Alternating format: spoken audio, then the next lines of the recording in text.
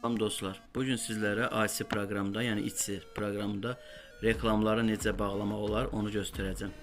Girərkən o lazımsız reklamlar gəlir, bax proqramda. Onu göstərəm sizə. Sağ aşağı hissədə burada ben var. Sağ aşağı küncdə ben. Türk dilində olanlara izah edirəm, sonra ingilis dilində olanlara izah edəcəm. Ben, sağ aşağı küncdə benə vururuq. Burada yuxarıdan aşağı araçlar var. Araçlara giririk. Burada isə yuxarıdan aşağı üçüncü reklamlar var. Reklamlara giririk. Baxın, burada siz girəndə belə olacaq. Açıq vəziyyətdə reklamlar. Üçüncü tərəf reklamları. Bunu bağlayırıq. Vəssalam. Bu isə reklamların bağlanması deməkdir.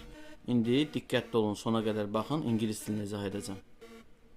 İngilis dilində reklamları bağlamaq üçün yenə əgər sənin proqramın ingilis dilindədirsə, yenə sənin üçün izah edirəm. Reklamları bağlamaq üçün sağ aşağı küncdə mail var. Vurursan ora.